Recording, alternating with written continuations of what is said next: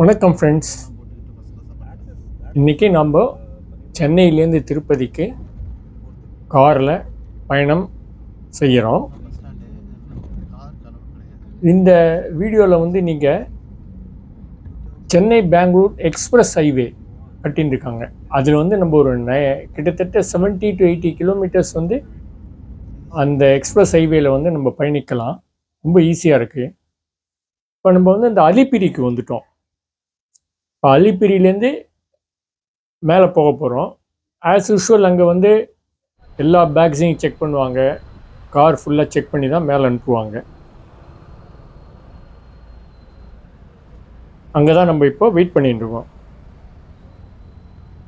நம்ம இடம் ஆரம்பிக்கிற இந்த இடத்துக்கு பேர் தான் அலிப்பிரி. இங்கே வந்து ஒரு பெரிய கருடாழ்வார் சிலை வந்து நம்ம கைகூப்பி வரவேற்பு தரும். இங்கே டோல்கேட்டும் செக்யூரிட்டி செக்கும் உண்டு. அதை முடிச்சுட்டு இப்போ நம்ம கிளம்பிட்டோம். ஒவ்வொரு வெஹிக்கிளுக்கும் ஒரு டோக்கன் கொடுப்பாங்க. அது திருமலாவில் போய் ஸ்கேன் ஆகும். இந்த காட் ரோடு இதோட ஹிஸ்ட்ரி வந்து ரொம்ப இன்ட்ரெஸ்டிங். 2 ரோடு இருக்குது. ஒன்று பழைய ரோடு 1944 கட்டப்பட்டது. இன்னொன்று புது ரோடு 1974 ஓப்பன் ஆனது. பழைய ரோடில் வந்து இறங்குவதற்காக இப்போ யூஸ் பண்ணுறாங்க. இந்த புது ரோடில் வந்து ஏறுவதற்காக யூஸ் பண்ணுறாங்க. சர் எம் விஸ்வேஸ்வரையான்னு பெரிய இன்ஜினியரோட கைடன்ஸில் இந்த முதல் ரோடு கட்டப்பட்டது. அந்த காலத்துலலாம் காடுகளை கடந்து வேலியை கடந்து இந்த ரோடை கட்டுறது ரொம்ப சேலஞ்சிங்காக இருந்திருக்கும்.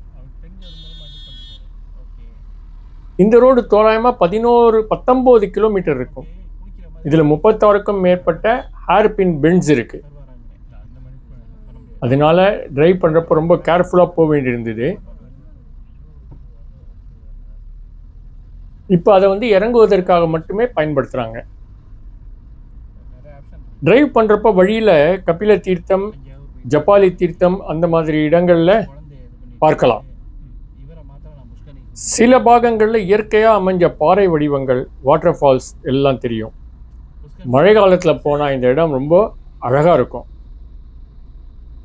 அலிப்பிரியிலேருந்து திருமலா போக மினிமம் 28 நிமிடம் ஆகும் என்று அஃபிஷியலாக சொல்லியிருக்காங்க. ஆனால் டிராஃபிக்கை பொறுத்து 40லேருந்து 45 நிமிடம் வரைக்கும் ஆகலாம். ரோட்டில் எங்கேயும் நிறுத்தி வண்டி பார்க் பண்ண பர்மிஷன் கிடையாது. அதனால் உங்களுடைய பயணத்தை நீங்கள் பிளான் பண்ணிவிட்டு போங்க.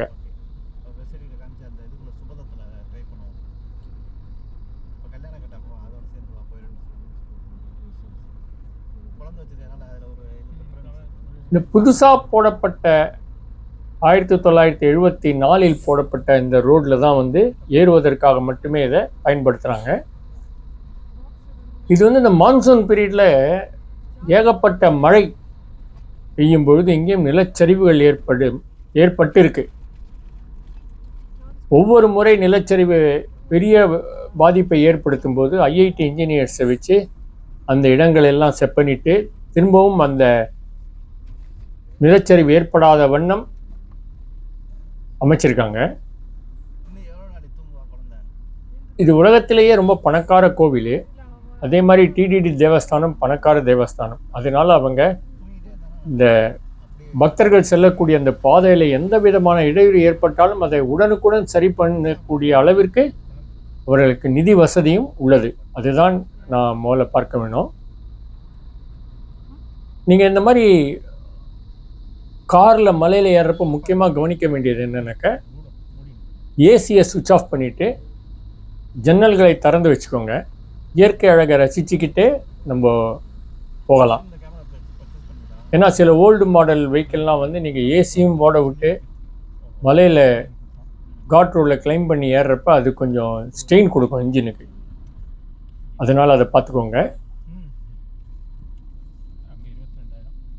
ரோடு வந்து ஃபஸ்ட் கிளாஸாக போட்டிருக்காங்க. இப்போ உங்களுக்கு 28 நிமிடம் கணக்கு வச்சுருக்காங்க இல்லையா? அந்த 28லேருந்து 30 நிமிடத்துக்கு எடுத்துக்கொண்டு தான் நீங்கள் வந்து காரை டிரைவ் பண்ணி மேலே போகணும். நீங்கள் வேகமாக அந்த 28 நிமிடத்துக்கு முன்னாடி போயிட்டீங்கன்னாக்க உங்கள் காரை நோட் பண்ணி வச்சுப்பாங்க. ஒன்று ஃபைன் போடுவாங்க, இல்லைன்னா அடுத்த 6 மாதத்திற்கு உங்களுக்கு இந்த காட் ரோடில் ட்ராவல் பண்ணுறதுக்கு பர்மிஷன் கிடைக்காது. ஸோ அந்த மாதிரியான சில விதிமுறைகள்லாம் இருக்குது. இது வந்து பக்தர்களுடைய சேஃப்டிக்காக இதெல்லாம் பண்ணியிருக்காங்கன்னு தான் சொல்லணும். இந்த மலை டிரைவே பார்த்தோம்னாக்க காட் ரோட் டிரைவே ஒரு சுகமான அனுபவமாக தான் இருக்கும். பச்சை பசேல்னு மரங்கள், அதாவது நீங்கள் மான்சூன் டயத்துலையோ மான்சூன் முடிஞ்ச பிறகோ போனீங்கன்னாக்க போகிற இடம் முழுக்க பச்சை பசேல்னு இருக்கும். அதை தான் இப்போ நம்ம பார்த்துட்டு இருக்கோம். இப்போ வந்து டிடிடி தேவஸ்தானம் சார்பில் ஏபிஎஸ்ஆர்டிசி டிரான்ஸ்போர்ட்டுக்கு வந்து அவங்க நிறைய பேட்டரி ஆப்ரேட்டடு பஸ் எல்லாம் வழங்கியிருக்காங்க. அதனால் இப்போ ஆந்திர பிரதேஷ் டூரிசம் வந்து கீழ் திருப்பதியிலேருந்து மேல் திருமலாவுக்கு பேட்டரி ஆப்ரேட்டடு ஏசி பஸ்ஸஸ் கூட யூஸ் பண்ணுறாங்க. ஏசி பஸ்ஸுக்கு வந்து ஏசி இருந்தால் பிரச்சனை இல்லை, ஏன்னா பவர் ஜாஸ்தி. காரை பொறுத்த மட்டும் நீங்கள் ஏசி அணைச்சிட்டு போகிறது தான் பெஸ்ட்டுன்னு நம்ம கூட வந்த டிரைவர் சொன்னார்.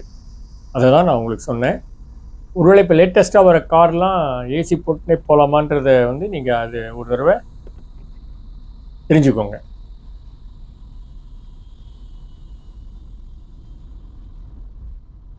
இந்த திருமலைக்கு நம்ம ஏறி போகிற வழியில் வந்து சிலாத்தோரணம் அப்படின்ற ஒரு இடத்துல வந்து பெருமாளுடைய முக வடிவம் பாறைகளில் நேச்சுரலாக உருவானதாக சொல்கிறாங்க. அதை நம்ம போகிற வழியில் நம்ம ஓட்டுநர் வந்து நிறுத்துறேன்னு சொன்னார், அதை பார்க்கலான்ட்டு.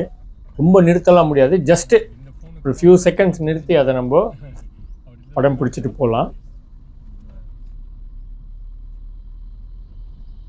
திருப்பதி அப்படிங்கிறது வந்து ரொம்ப உலகத்திலேயே ரொம்ப அதிகமான மக்கள் தினந்தோறும் வந்து பெருமாளை சேவிக்கக்கூடிய ஒரு திருத்தலம். கிட்டத்தட்ட 90,000 பக்தர்கள் தினந்தோறும் 90,000 பக்தர்களுக்கு திருப்பதி வெங்கடாஜலபதி தரிசனம் கொடுக்கிறார் அப்படின்னு ஒரு ஆய்வு தெரிவிக்கிறது. இதில் வந்து 300 ரூபா டிக்கெட் கொடுத்து போகிறவங்களுக்கு வந்து 3லேருந்து 5 மணிகளும், ஃப்ரீ தர்ஷனில் போகிறவங்களுக்கு 15லேருந்து 24 மணி நேரமும் ஆகும் அப்படின்னு சொல்லப்படுகிறது. இது இன்னொரு முக்கியமான விசேஷம் என்னன்னாக்க, நீங்கள் ஒரு 2 வயதுக்குள்ளே இருக்கிற குழந்தைக்கு முடிக்காணிக்கை செலுத்துவதற்காக அங்கே போனீங்கன்னாக்க, முடிக்காணிக்கை செலுத்தின உடனே சுபதம் அப்படின்னு அங்கே ஒரு கவுண்டர் இருக்குது. அதாவது நாங்கள் மெயின் டெம்பிள்லேருந்து நம்ம ரைட்டில் திரும்பினோன்னா லெஃப்ட் ஹேண்ட் சைடு படிக்கட்டு இருக்கும், அது மேலே ஏறினீங்கன்னா சுபதம்னு போட்டிருக்கோம். அங்கே வந்து குழந்தையோட பர்த் சர்டிஃபிகேட்டு, உங்கள் 2 பேரோட ஆதார், அம்மா அப்பா அவங்களுடைய ஆதாரை எடுத்துகிட்டு நீங்கள் அங்கே போனீங்கன்னாக்க ஃப்ரீ தர்ஷனுக்கான டிக்கெட் உங்களுக்கு உடனே கொடுத்துருவாங்க. அதில் வந்து சீனியர் சிட்டிசன்ஸ் அந்த குரூப்போடு உங்களை அனுப்பிச்சிடுவாங்க. ஜருகண்டி தள்ளு முள்ளு எதுவுமே இல்லாமல் நீங்கள் ஒரு 1 ஹவருக்குள்ளே பெருமாளை திவ்ய தரிசனம் பண்ணிவிட்டு வெளியே வந்துடலாம். சுபதம் கவுண்டர், அதை வந்து நோட் பண்ணி வச்சுக்கோங்க. இன்ஃபண்ட் பேபி 2 வயசுக்குள்ளே இருக்கிற குழந்தைக்கு வந்து நீங்கள் முடிக்காணிக்கை செலுத்தினீங்கனாக்கா அதுக்கு பிறகு அங்கே போய் நீங்கள் தரிசனம் பண்ணலாம். அப்படி இல்லாத பட்சத்தில் ஸ்ரீவாணி ட்ரஸ்ட்ன்னு இருக்குது, அந்த ட்ரஸ்ட்டுக்கு வந்து 10,000 ரூபாய் டொனேஷன் கொடுத்தீங்கன்னாக்க ஒரு 500 ரூபாய் விஐபி டிக்கெட் வாங்கி 10,500 ரூபாயில் வந்து நீங்கள் பெருமாளை கிட்ட குலசேகரப்படின்னு இருக்குது. இந்த குலசேகரப்படியை தாண்டி வந்து ஒன்லி அந்த பூஜை செய்வர்கள் மட்டும்தான் செல்வார்கள். நீங்கள் அது வரைக்கும் செல்லலாம். பெருமாளுக்கு வந்து இது பிரசாதங்கள் நிவேதனம் செய்கிறது கூட தயிர் சாதம் முண்டி தான் அந்த குலசேகரப்படியை தாண்டி பெருமாளுக்கு நிவேதனம் செய்யப்படும். மற்ற எல்லாமே குலசேகரப்படிக்கு வெளியே வச்சு தான் நிவேதனம் செய்வாங்க. ஸோ அது வரைக்கும் நீங்கள் போகலாம். அதுவும் கிட்டத்தட்ட ஒரு 1 ஹவருக்குள்ளே நீங்கள் போயிட்டு வந்துடலாம். அதுக்கு வந்து முதல் நாளே நீங்கள் போய் அங்கே டிக்கெட் வாங்கணும். முந்திலாம் அது ஃப்ரீயாக கிடச்சிருந்தது, இப்போ அதுக்கும் வந்து ஏகப்பட்ட கூட்டம் வரதுனால அதுக்கும் இப்போது உங்களுக்கு நிறைய டிமாண்ட் இருக்குது. ஸோ நீங்கள் அதையும் பார்த்துக்கணும். இது வந்து நம்ம ஒரு கிட்டத்தட்ட நமக்கு 30 நிமிடங்கள் நமக்கு கீழேருந்து மேலே போகிறதுக்கு 30 நிமிடங்கள் ஆச்சு.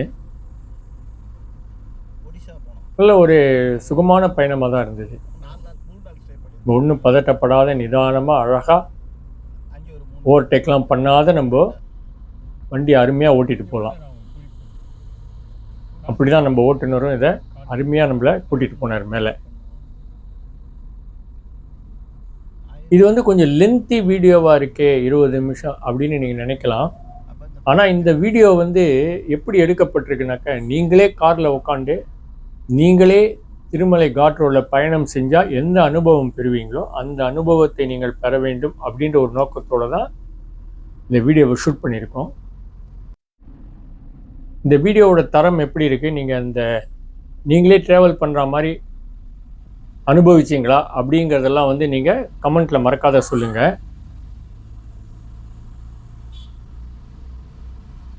ஆனால் எந்த இடத்துல ஒரு இடத்துல கூட ரோடு வந்து பாட் ஹோல்ஸ் அந்த மாதிரி எதுவுமே இல்லை. ரோடு முழுக்க வந்து உங்களுக்கு ரொம்ப அட்டகாசமாக அருமையாக போட்டிருக்காங்க. அலுங்கல் குலுங்கல் இல்லாமல் நம்ம அருமையாக போயிட்டு வந்துடலாம். இந்த ரோடு வந்து அந்த மாதிரி தான் இருக்குது, சூப்பராக இருக்குது.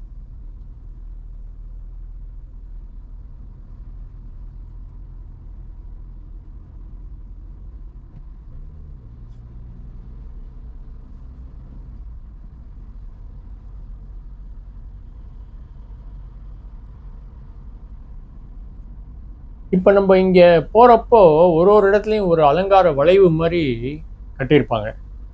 அந்த வளைவுக்கு வந்து என்ன சொல்கிறாங்கனாக்கா, ஒரு வளைவும் அது மாதிரி 7 வளைவு இருக்குது, ஒன்று ஒரு மலையை குறிக்கும் அப்படின்றாங்க. சேஷாசலம் மலை அந்த மாதிரி சொல்கிறாங்க இல்லையா, 7 மலை சொல்கிறாங்க. அந்த 7 மலையை குறிப்பதற்காக அந்த ஒரு இடத்துலையும் எங்கே இந்த அடுத்த மலை ஸ்டார்ட் ஆகுதுன்றத நம்ம தெரிஞ்சுக்கிறதுக்காக ஒரு காங்கிரீட்டில் வந்து உங்களுக்கு ஒரு வளைவு மாதிரி கட்டியிருப்பாங்க. நீங்கள் அதுலேருந்து நம்ம எத்தனை மலைகளை கடந்திருக்கோன்றதை வந்து நம்ம தெரிஞ்சுக்கலாம்.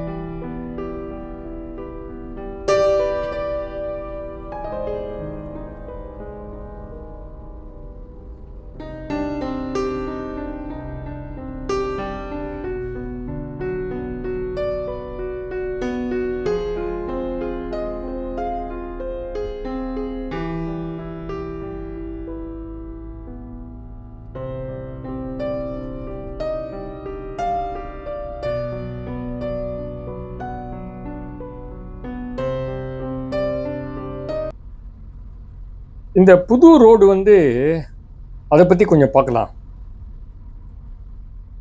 இது வந்து 19 கிலோமீட்டர் தூரம் இந்த நம்ம போகக்கூடிய இந்த ரோடு. இது வந்து டபுள் லேனு.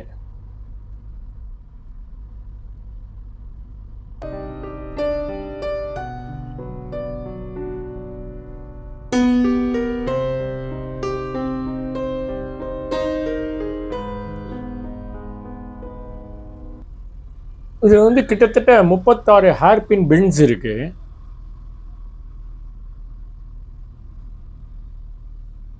பழைய ரோடு வந்து புல்லக் கார்ட் பாத்தை ஃபாலோ பண்ணி கிராஜுவல் ஸ்லோப்பில் கட்டப்பட்டதால பழைய காலத்தில் தண்ணீரை நல்லா தாங்கிட்டு இருந்தது ஸ்லோப்பாக இருந்ததுனால. ஆனால் புது ரோடு மலையை வெட்டி பாறையை பிளந்து கட்டப்பட்டதால 11வது கிலோமீட்டர்லேருந்து 17வது கிலோமீட்டர் வரைக்கும் ரொம்ப ஸ்டீப்பாக இருக்கும். அங்கே வந்து ஃப்ராக்சர்டு ராக்ஸ் வந்து அதிகம். அதனால் கனமழை வரும்போது லேண்ட்ஸ்லைடு ரிஸ்க் அதிகமாக இருக்குது. 2016 கூட கனமழையில் இந்த ரோடு 3 மாதத்துக்கு மேலே க்ளோஸ் பண்ணியிருந்தாங்க.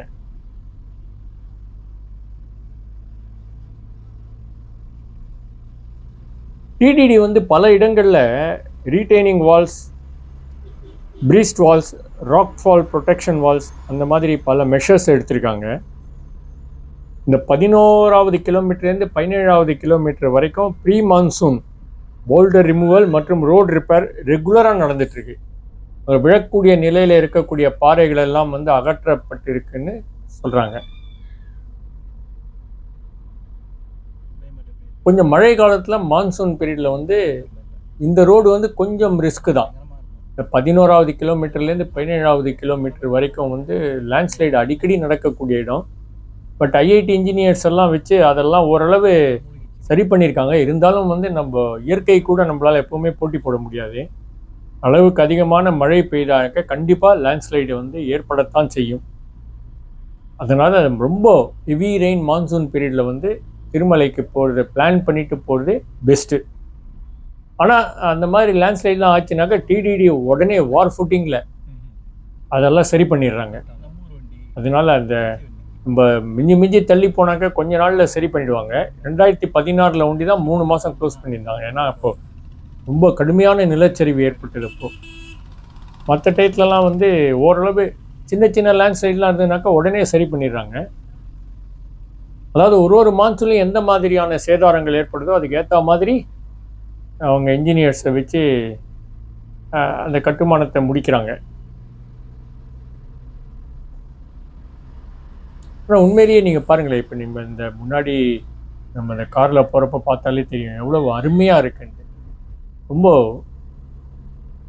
அதாவது கண்ணுக்கு ரொம்ப குளிர்ச்சியாக நம்ம அந்த ட்ராவல்ன்றது வந்து நமக்கு ஒரு புத்துணர்ச்சியை ஏற்படுத்தக்கூடிய விதமாகத்தான் வந்து இந்த பயணம் இருக்குது.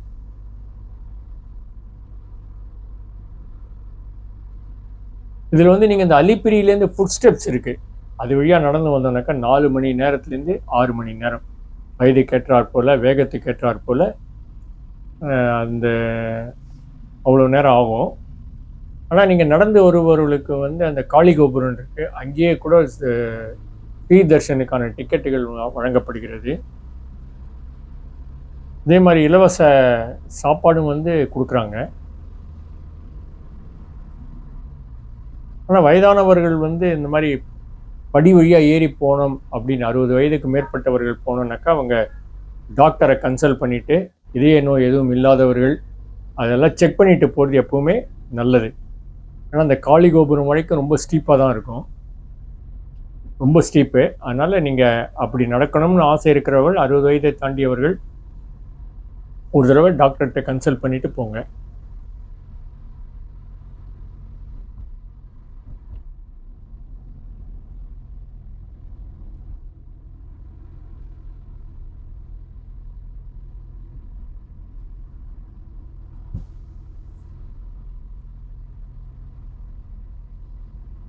இங்கே வந்து கீழேந்து உங்களுக்கு மேலே வரத்துக்கு ஏபிஎஸ்ஆர்டிசி பஸ்ஸஸ் நிறைய இருக்குது.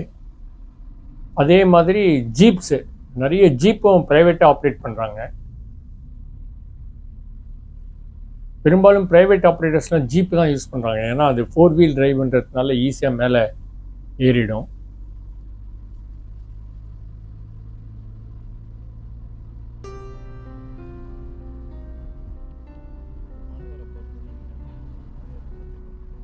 இந்த மாதிரி நம்ம பயணம் செய்கிற வீடியோக்கள் வந்து உங்களுக்கு ரொம்ப பிடிக்கும்னு நான் நினைக்கிறேன். நீங்களே பயணம் போகிற மாதிரி ஃபீல் பண்ணிங்கனாக்கா மறக்காத கமெண்ட்டில் அதை சொல்லுங்கள். நம்ம சேனலையும் சப்ஸ்கிரைப் பண்ணிவிடுங்க. ஏன்னா ஒரு சப்ஸ்கிரிப்ஷன் தான் ஒரு மோட்டிவேஷனாக இருக்கும்.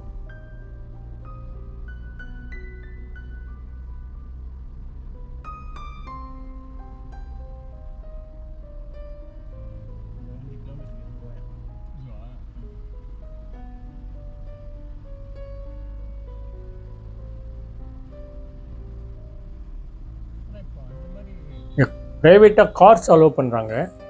இப்போ நம்ம பார்க்குறோம் பார்த்தீங்களா, இதுதான் சிலாத்தோரணம்ன்ற இடத்துல பாருங்க, அப்படியே பெருமாளோட முகம், கிரீடம், மூக்கு, கண், வாய் எல்லாம் அவ்வளோ அற்புதமாக இயற்கையே செதுக்கி வைத்த வெங்கடாஜலபதியோட உருவம் காண கண்கோடி வேண்டும். பாருங்கள் எவ்வளோ பியூட்டிஃபுல்லாக இருக்குது.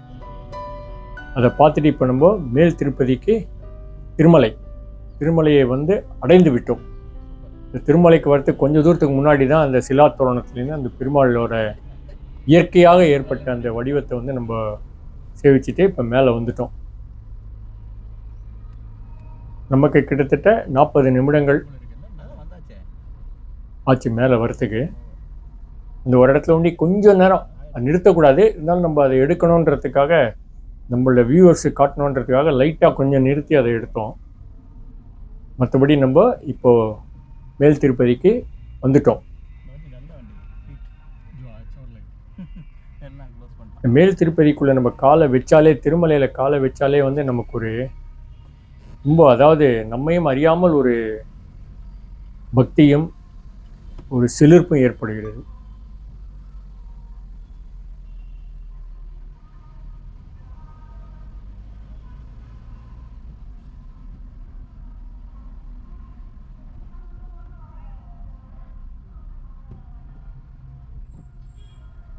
நாங்கள் போன அன்னைக்கு ரொம்ப கூட்டம் அவ்வளோ இல்லை.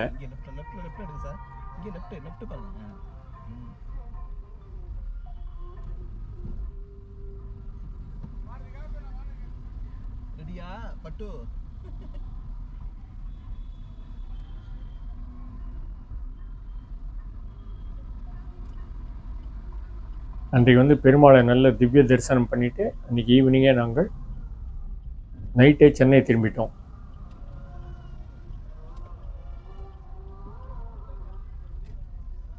நமக்கு வந்து அந்த ஓட்டுநர் வந்து அவருக்கு எல்லா இடமும் பக்கவாக தெரிஞ்சிருக்காரு. மாதத்துக்கு 2-3 தடவை வராரு. அதனால நம்மளை நீட்டாக எங்கெல்லாம் கார் பார்க் இருக்குதுன்னு ஒரு இடத்துக்கும் கூட்டிகிட்டு போய் பக்கவாக நமக்கு பண்ணி கொடுத்துட்டாரு.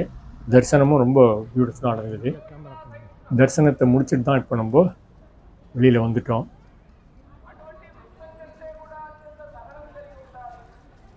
மாடவீதி,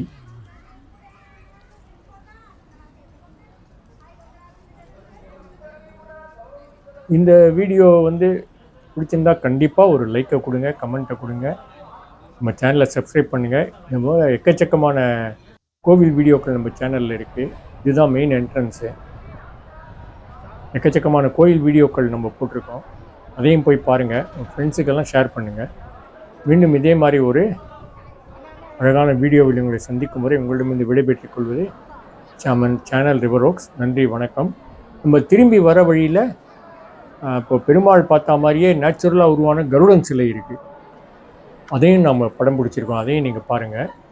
ரொம்ப அப்படியே பெருமாளும் கருடனும் வந்து இயற்கையாகவே ஏற்படுத்தி இருக்கிற அந்த அவங்களுடைய திரு உருவம் வந்து நமக்கு வியப்பை ஏற்படுத்துகிறதுன்னு தான் சொல்லணும். இவ்வளவு நேரம் பொறுமையாக இந்த வீடியோவை பார்த்தமைக்காக மிக்க நன்றி.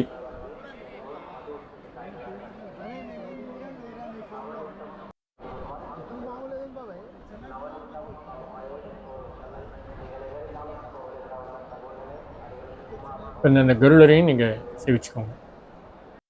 இதுதான் அந்த கருடரோட இயற்கையாக ஏற்பட்ட வடிவம்.